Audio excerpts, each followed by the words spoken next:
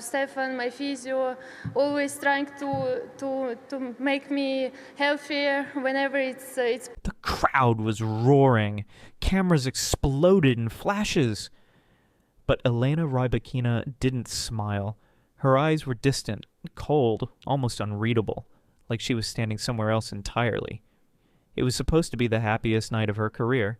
The WTA Finals in Riyadh, a trophy in her hands, and the world number one, Aryna Sabalenka, defeated in straight sets. Yet something about the moment felt wrong, uneasy, like a silent storm had entered the arena. Rybakina had played one of the finest matches of her life. Her serve was pure lightning, her forehand clean and merciless. She moved across the court like a ghost, quiet, effortless, untouchable. Every swing, every step looked like poetry carved out of steel. For most players, this would have been the night to smile, to pose, to bask in the flood of cameras and applause.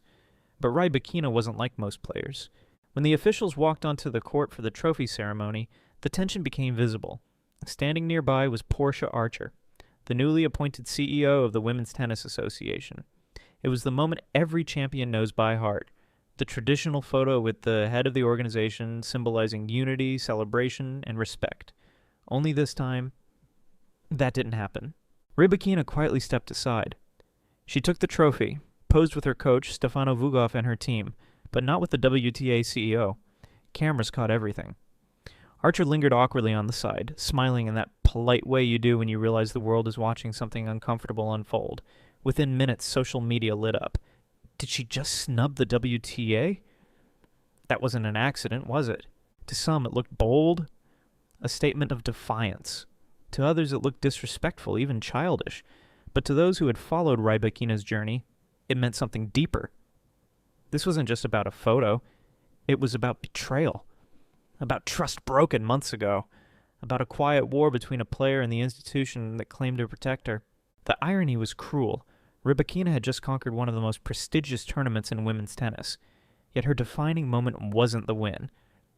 It was her refusal. A refusal to stand beside power she no longer believed in. In the post-match interviews, she was calm, almost robotic. No anger, no excuses. Just a simple truth behind her eyes. The kind of truth that doesn't need words. That silence said everything. You can't control me anymore. Her fans celebrated her courage. Critics questioned her professionalism. But one thing was certain. Elena Rybakina had turned victory into a message. And that message was loud, even though she never spoke a word. Months before that silent snub in Riyadh, the seeds of rebellion had already been planted. It all began with one decision, a decision that shattered the fragile trust between Elena Rybakina and the Women's Tennis Association. Her coach, Stefano Vukov, had been suspended by the WTA for what they described as inappropriate on-court behavior. They accused him of being too harsh, too intense, too controlling, but to Rybakina he wasn't a villain. He was her anchor. The man who'd believed in her when no one else did. The suspension came without warning. One morning her team received the notice. Vukov was out indefinitely, pending investigation. No chance to defend himself, no voice given to the player who knew him best. For Rybakina, it felt like someone had ripped a piece of her game away. The WTA said it was about protecting players. To her, it was about power. An organization deciding who she could trust and who she couldn't. Her form dipped almost instantly. The press called it fatigue, but those close to her knew better. She looked lost. Not physically, but emotionally. The court, once her sanctuary, had become a battlefield where every swing carried the weight of confusion and resentment. Meanwhile, the WTA pushed forward, confident in its stance. New leadership, new image, new standards. The CEO, Portia Archer, was determined to rebuild the association's reputation after years of criticism. On paper, her mission was noble, to create a safer, more transparent environment for female athletes. But in practice, it felt like a wall had been built between players and those in charge. When Vukov was removed, no one from the WTA called Rybakina personally to explain. No empathy, no dialogue, just silence. The same kind of silence she would later use against them. That's how resentment grows, quietly, invisibly, until it becomes impossible to hide. Friends say she changed after that. Her interviews became shorter, her tone colder. She stopped engaging with WTA events outside of competition. Every handshake looked rehearsed, every smile forced. She played her matches like someone proving a point. that she didn't need their approval to win. Behind the scenes, her relationship with Archer and the WTA leadership became icy. Meetings were postponed, emails unanswered, and whenever she spoke publicly, her words carried that unmistakable tension, the kind that comes when respect has died, but protocol forces you to stay polite. To many fans, Rybakina's independence looked admirable. To the WTA, it looked like a threat, a rising star unwilling to conform. They had built her stage, yet she refused to play the role. And so, when the world saw her standing apart in that photo, refusing to share their frame with Archer, it wasn't spontaneous. It was the quiet conclusion of a long, painful story, a message that said, "I may have to stand under your banner, but I don't stand with you." It was more than defiance.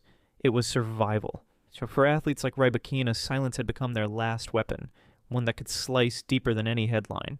The night after Rybakina's icy ceremony, the tennis world didn't sleep. Clips of her quiet defiance spread across social media like wildfire. But it wasn't until one voice joined the noise that everything truly exploded. That voice belonged to Pam Shriver, a 22-time Grand Slam doubles champion, respected commentator, and one of the sport's most influential figures. Shriver had seen it all. She'd played through the golden eras, fought for equal pay, and mentored young athletes who looked up to her as the moral compass of women's tennis.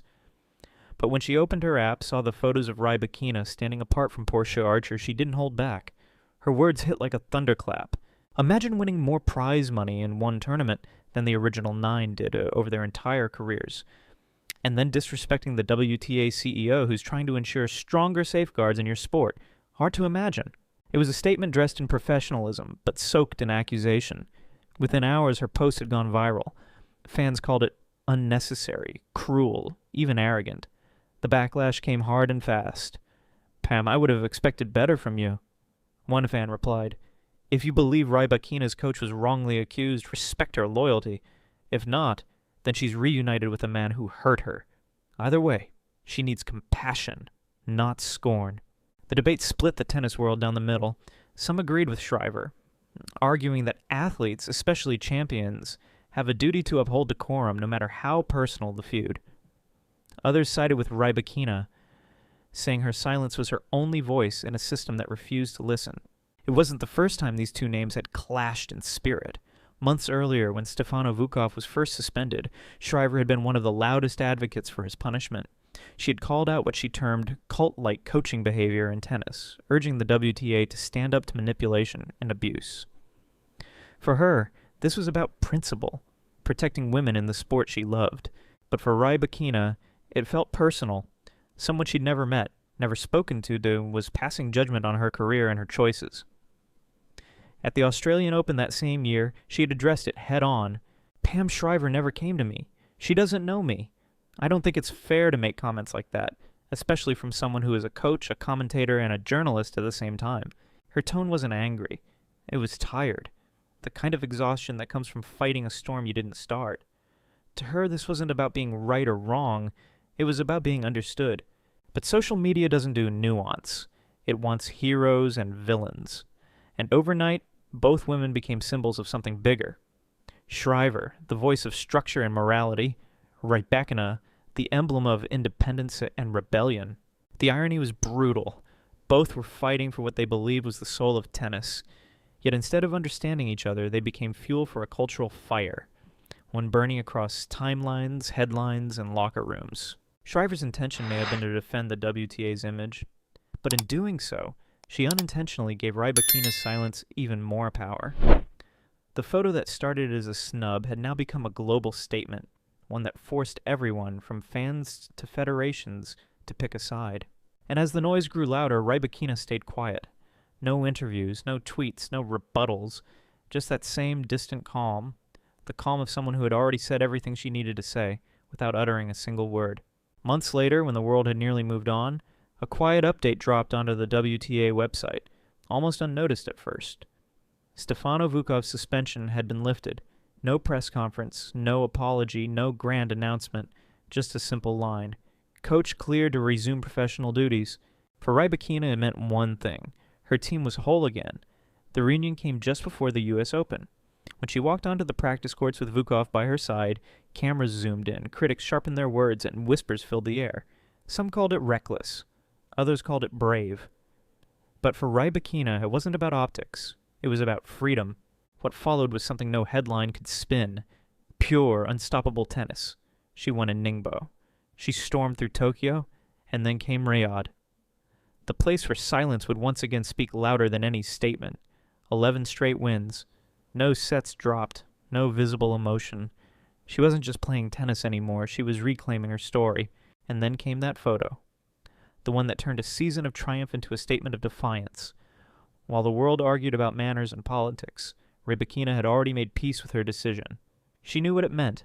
She knew what it would cost. But she also knew that integrity doesn't always smile for the camera. Meanwhile, Portia Archer, the WTA's new CEO, found herself in a difficult position. She had stepped into leadership determined to rebuild trust and enforce stricter safeguards, especially for female athletes. Her intentions may have been right, but her methods collided with a new generation of players who valued autonomy over authority. Rybakina's silent protest became the symbol of that collision. Power versus independence. System versus self. Pam Shriver too faded from the front lines, choosing silence after the storm she'd helped ignite. And in that strange symmetry, her silence mirrored Rybakina's. Two women on opposite sides of a mirror, both carrying the same burden. Conviction. In the end, tennis fans were left with an image, not a quote. A single frozen frame, no woman holding a trophy, another standing a few feet away. No words exchanged, no smiles shared, but sometimes silence carries the weight of an entire speech. Elena Rybakina didn't raise her voice. She didn't tweet. She didn't explain. Yet her message was clear. Respect isn't given by title. It's earned through understanding. And maybe that's what this whole story is really about. So, not rebellion or scandal, but the fragile line between principle and perception. Between what the world wants to see and what an athlete is willing to endure to stay true to herself. So now, the question is yours. When loyalty collides with reputation, which would you choose? Would you protect the system that feeds you or stand by the person who believed in you when no one else did? If this story moved you, if it made you think twice about what respect really means in sports, leave your thoughts below. Like, share, and subscribe for more untold stories of the game, the ones that happen far beyond the baseline, where silence can be louder than victory.